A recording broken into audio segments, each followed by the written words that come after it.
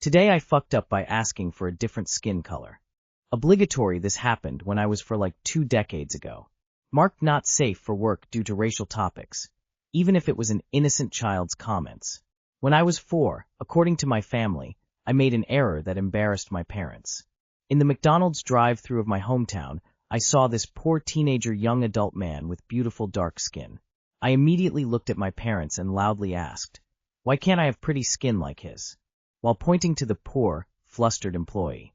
My parents, pasty white people who turn into tomatoes when exposed to the sun, went wide-eyed and embarrassed by my outburst, as did the African-American employee who seemed both embarrassed and amused thankfully.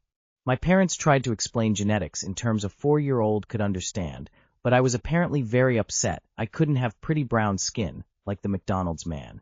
Too long did not read. When I was little a pasty white kid, loudly asked why I couldn't have dark skin like the fast food employee I saw, in front of the employee. Valid complaint, some people got great skin. I've never met a black person who would have been offended by that. You took something that the person was likely used to being used to discriminate, and made it a positive in a pure way. Guarantee you made his day, and while you may be embarrassed, there wasn't a foo here.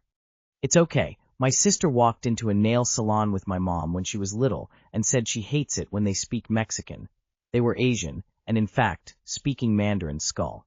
When my brother was little, bitty mom had him in the buggy at the grocery store. Suddenly he is screeching and pointing, shaking in fear/confusion. Just as mom connected the dots, and was trying to control him, and or get into an aisle to hide from everyone, the person also realized they were the target of this child's horror. My brother had never seen African-American skin. That is much better than the time I loudly told my mom when I was 2 that Santa was weird, because the mall Santa was black.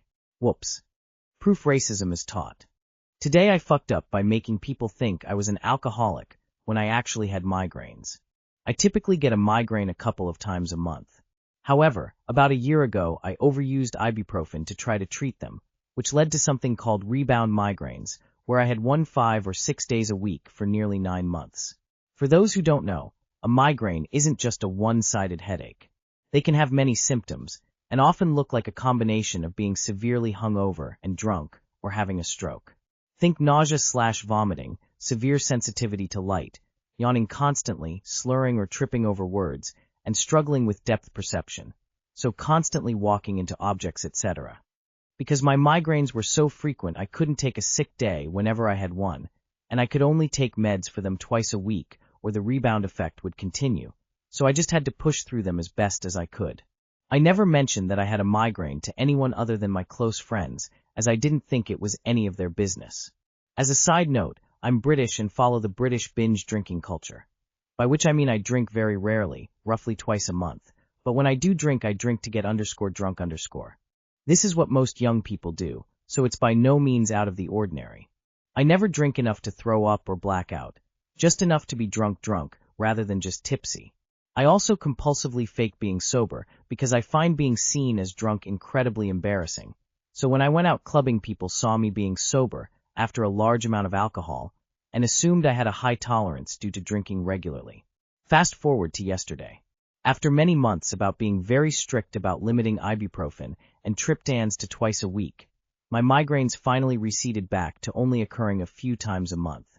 Now they're infrequent enough that I can take meds for every single one, so I practically never have migraine symptoms for more than an hour or so.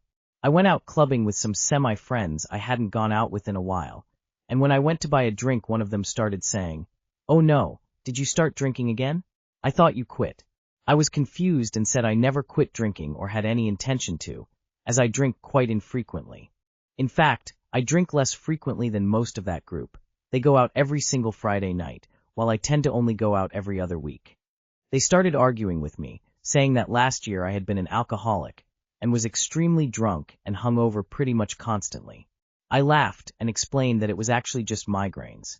Half the group believed me, but the other half didn't, and they started arguing between themselves whether I was telling the truth or if they had to do an intervention on me. Too long did not read. I had migraines almost daily for about 9 months and didn't tell most people about them, so they just assumed I was drunk/hungover every day. I used to get migraines all the time too. Once my wife and I split up, they ceased. Turns out, they were stress-induced. I've had 5 in the last 25 years now. I used to wake up with migraines all the time. Turns out it was sleep apnea. In my last year of high school, I often had migraines and went to school anyway wearing baggy clothes with a hood up / sunglasses / ear protection, and would be head down in classes or leave classes to go to an unused room to lie down. I had permission / accommodation for all of the above due to medical need.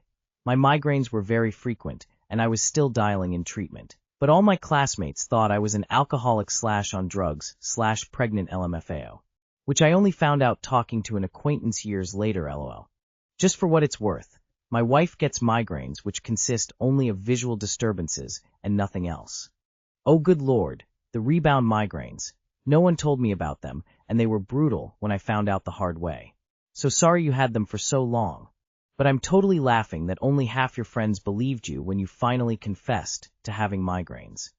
I started being honest about my migraines because they make me a social hermit. I realized how much I was pulling away from everyone. It is still not better, but at least everyone knows why.